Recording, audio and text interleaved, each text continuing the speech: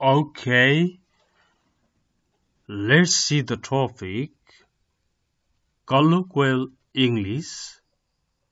Colloquial English means English used in common speech.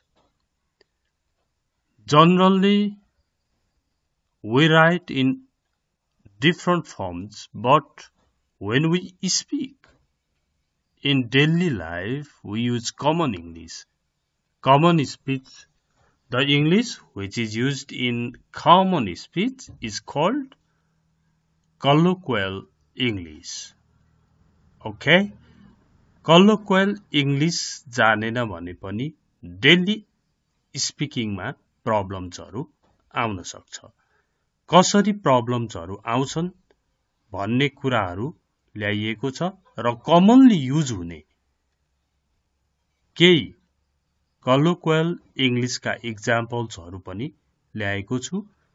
Video अत्यन्तै छोटो छ, अन्त्यसम्म हेर्नुहोस् र नोटमा टिपेर प्रयोग गर्ने पनि गर्नुपर्छ।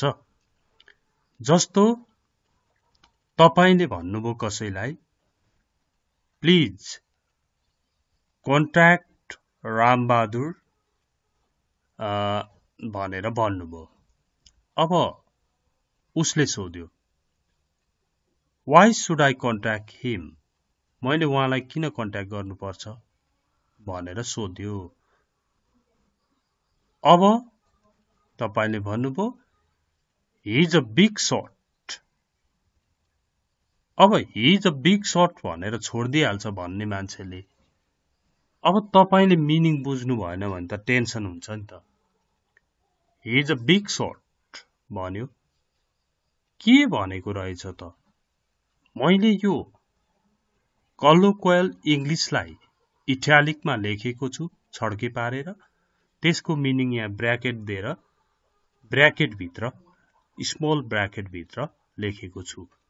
यो कुरा तपाईले बुझ्नु पर्यो। प्रत्येक स्लाइडमा इटालिक स्टाइलमा लेखिएको colloquial इङ्ग्लिश हो र ब्र्याकेटमा त्यसको मिनिङ हुन्छ भनेर बुझ्नु पर्यो है। अब why should I contact him? मैले उहाँलाई किन कन्ट्याक्ट गर्नुपर्छ भन्दा he is a big shot भन्यो।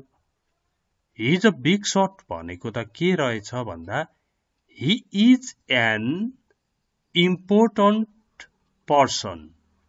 उहाँ एक महत्त्वपूर्ण व्यक्ति हुनुहुन्छ। he is an important person. अब important person भन्यो भने पो बुझिन्छ। he is a big shot.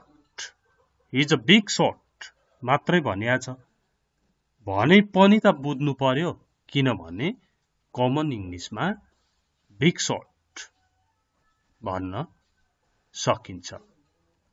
he is a big shot भनेपछि इम्पोर्टेन्ट पर्सन रहेछ भन्ने बुझ्नु पर्ने हुन्छ।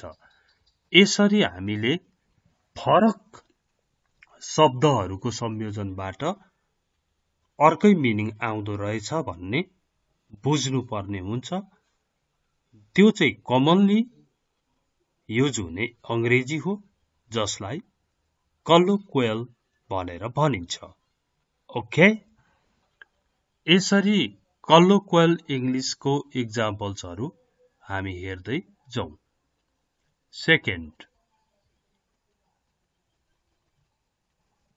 तपाईलाई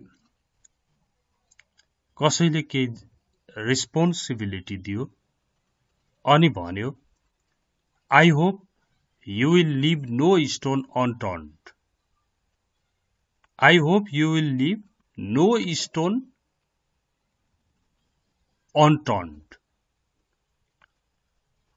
मलाई आशा छ तपाईले चाहिँ कुनै पनि स्टोन अनटर्न छोड्नुहुन्न भनेको छ।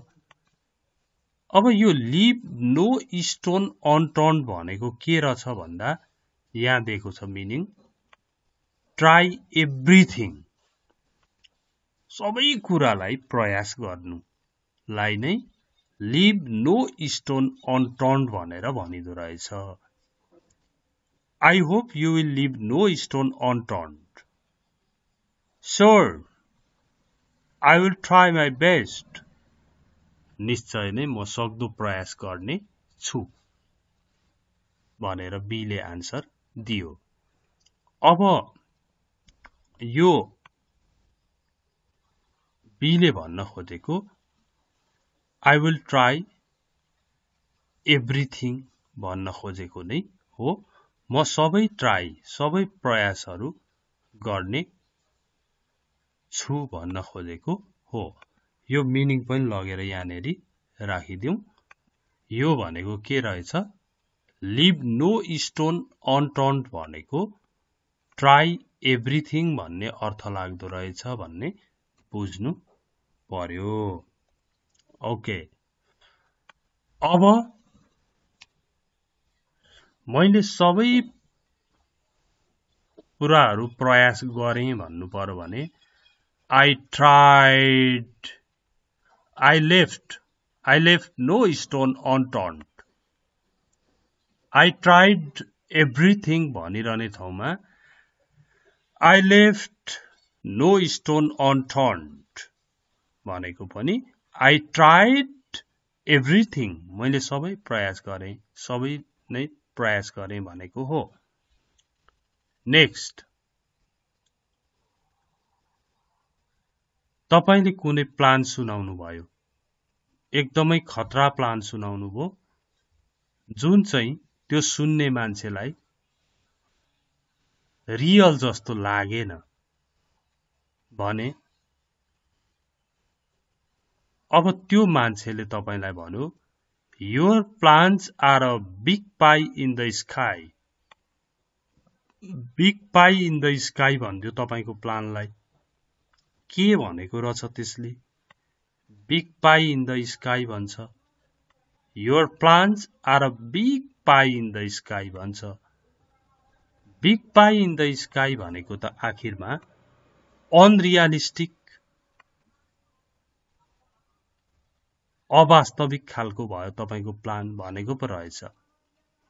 Your plans are a big pie in the sky. अनि बीले भन्दैछ Why did you think so? हजुरलाई किन त्यस्तो लाग्यो भनेर बीले सोधिरहेको छ।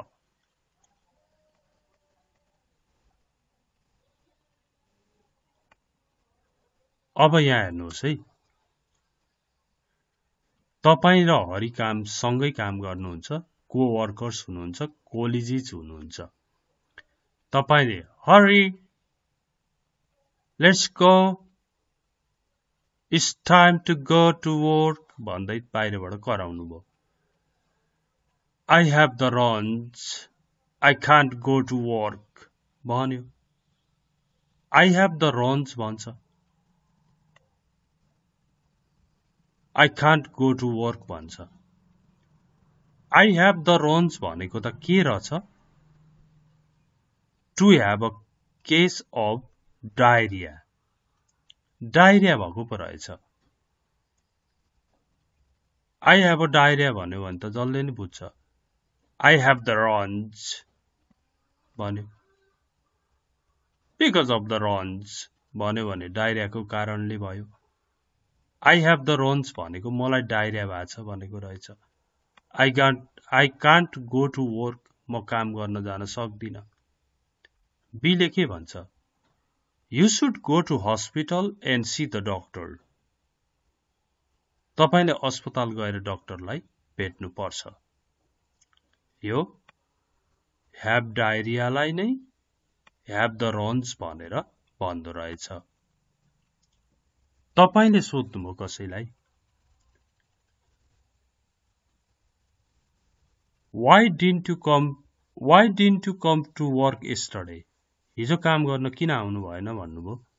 Sorry, I had the runs. I had the runs भन्यो। I had the runs भन्यो उसले।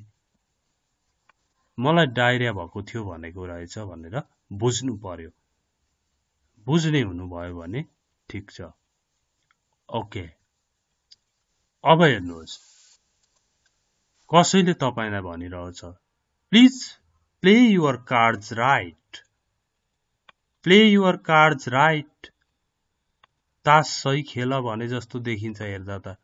कार्ड्स भनेको त तास हो फेरि।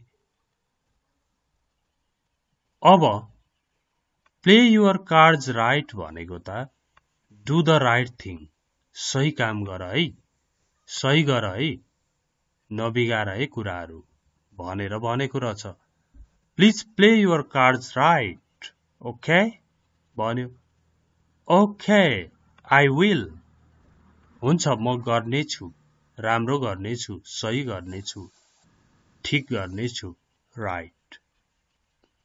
ओके नाउ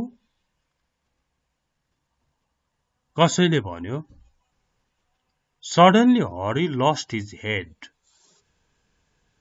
सडनली हरी लस्ट हिज हेड, हरीले अकस्मात उसको टाउको गुमायो भने जस्तो देखियो। तर लस्ट हिज हेड भनेको के रहेछ भन्दा वेन्ट म्याड रहेछ। म्याड भनेको बौला भन्छौँ हामीले, गो म्याड भनेको बौलाउनु हो, गो म्याड। अनि लस्ट भएकोले वेन्ट आयो यहाँ। सडनली हरी लस्ट हिज हेड भनेको सडनली हरी वेन्ट म्याड, हरी पागल भयो भनेको हो। सरी टु हियर द्याट, यस्तो सुन्दा दुःख लाग्यो। Sorry to hear that. Okay next. अब तपाईले भन्नुभयो, एउटा साथीले तपाईलाई भन्यो my child is burning up, my child is burning up. अब के भन्छ, बर्निङ अप भन्छ। बर्निङ अप भनेको त हाम्रो सिधा मिनिङले त फेरि अर्कै लाग्छ। My child has a fever भनेको पो रहेछ, मेरो बच्चालाई ज्वरो आएको छ भनेको रहेछ। My child is burning up भन्छ। बर्निङ अप भनेको के रहेछ, कलोक्वेल इङ्ग्लिसमा बर्निङ अप भन्यो भने यो रिटर्न फर्ममा चाहिँ के बुझ्नु पर्यो, ह्याज अ फिभर भन्ने बुझ्नु पर्यो। Sorry to hear that, take care of her, him. यस्तो सुन्दा दुःख लाग्यो, उनको हेरचाह गर्नुहोस् अथवा उसको हेरचाह गर्नुहोस् भनेर आन्सर दियो। Okay next. हेर्नुहोस् है, यो कलोक्वेल इङ्ग्लिस जानेन भने पनि निकै टेन्सनमा परिन्छ है। तपाईले सोध्नुभयो how was the party, party कस्तो भयो भन्नुभयो। वन्डरफुल, धेरै राम्रो। Everyone was over the moon at the party, everyone was over the moon, कसलाई इटालिक गरेको छ, ओभर द मुन। हामीले जानेको त ओभर द मुन भनेको त मुन भन्दा नि माथि बुझिन्छ, चन्द्रमा भन्दा माथि। तर ओभर द मुन भनेको के रहेछ भन्दा यहाँ हेर्नुहोस् त, डिलाइटेड। डिलाइटेड भनेको आनन्दित, खुसीलाई डिलाइटेड भनेर भनिन्छ। एभ्रीवन वाज ओभर द मुन भनेको एभ्रीवन वाज डिलाइटेड, सबै खुसी थिए भन्न खोजेको हो। ओभर द मुन भनेको डिलाइटेड। Okay next. एउटा मान्छेले प्रोजेक्ट लिएर आयो गाउँमा, जस्तो प्रोजेक्ट लिएर आउँछन् नि, विभिन्न प्रोजेक्टहरू लिएर गाउँ गाउँमा आउँछन्। त्यो प्रोजेक्टको तपाईहरुलाई दुनिया कुरा बताउन थाल्यो। This project is very beneficial for the local people, स्थानीय मान्छेको लागि ज्यादै उपयोगी छ। इट विल डडर डडर डडर डडर डडर, धेरै ब्ला ब्ला ब्ला, धेरै कुराहरू गर्न थाल्यो। तपाईहरु त्यस्तो प्रोजेक्टहरूको बारेमा धेरै थाहा पाउनु भएको छ। तपाईले भन्नुभयो please tell us the long and short of the project. Please tell us the long and short of the project. Please tell us, हामीलाई बताउनुहोस्, the long and short of the project. अथवा तपाई नै ल प्रोजेक्ट लिएर जानुभयो र भन्न थाल्नुभयो, फ्याट्ट एउटाले भन्यो, okay, it's okay, but please tell us the long and short of the project. हामीलाई प्रोजेक्टको long and short बताउनुहोस् भन्छ. के भन्छ भनेको त long and short भने के रहेछ? मेन पोइन्ट पो रहेछ. मेन पोइन्ट के हो? धेरै बखान नगर्नुहोस्. धेरै उपयोगी छ र के भनिरहनु भन्दा पनि प्रोजेक्टले ल प्रत्येक घरमा एकजनालाई रोजगार दिन्छ भने त्यो फ्याट्ट भन्दिने, एकजनालाई इम्प्लोयमेन्ट दिन्छ, अनि मानु त्यो बिजुलीको प्रोजेक्ट रहेछ भने, हाइड्रो रहेछ भने वरिपरिका घरमा फ्रीमा बिजुली दिन्छ. लङ एन्ड सर्ट भनेको मेन पोइन्ट के हो फ्याट्ट भन्ने. Long and short. अब यो लास्ट हो. तपाईले कसैलाई केही काम लाउनु भएको थियो, धेरै समय लाग्यो, लाएर आयो. Why did you take a long time? किन धेरै बेर लायो नि? I had to repeat everything because the client gave a blank look at first. At the first description. I had to repeat everything. मैले सबै रिपिट गर्नु पर्यो किनकि the client gave a blank look. Gave a blank look भनिया छ. क्लाइन्टले चाहिँ कस्टमरले चाहिँ ब्ल्याङ्क लुक दियो मलाई. त्यही भएर फेरि रिपिट गर्नु पर्यो मैले. पहिलो चोटी त ब्ल्याङ्क लुक दियो मलाई भन्छ. ब्ल्याङ्क लुक दिनु भने के रहेछ? Did not understand पो रहेछ. The client gave a blank look at first, so I had to repeat everything and it took a long time भन्दै आन्सर दियो. The client gave a blank look भनेको the client did not understand at first. पहिला बुझेन, फेरि repeat गरे, अनि बल्ल बुझ्यो होला. भनेपछि सर र माथिसम्म एकपल्ट हेरौँ है. गिभ अ ब्ल्याङ्क लुक भनेको डोन्ट अन्डरस्ट्यान्ड हो. गिभ अ ब्ल्याङ्क लुक भनेपछि डिन्ट अन्डरस्ट्यान्ड भएको हो है. अनि यहाँ हेर्नुहोस्, लङ एन्ड सर्ट भनेको main point. Long and short भन्ने बित्तिकै मेन पोइन्ट बुझौँ. त्यसपछि ओभर द मुन भनेको डिलाइटेड, ह्याप्पी, प्लिज्ड, आनन्दित, खुसी. बर्निङ अप भन्यो कलोक्वल इंग्लिशमा भने have a fever, has a fever भन्ने बुझिन्छ. अनि लस्ट हिज माइन्ड भनेको वेन्ट म्याड हो.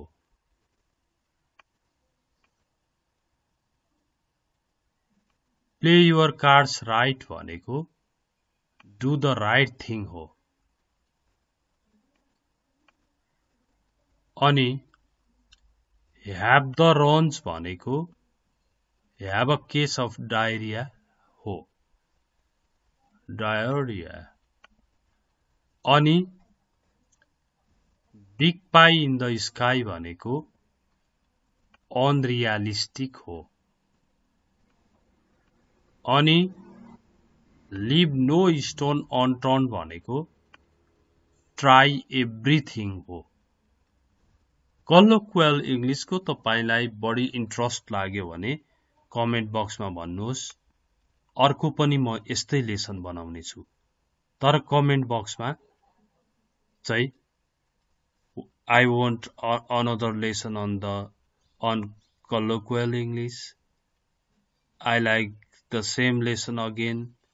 Next lesson अथवा continuation किप अन यसरी कमेन्ट चाहिँ गर्न नबिर्सिनु होला र भिडियोहरू सेयर गरिदिनुहोस्, एकदमै अनेस्टली सेयर गरिदिनुहोस्।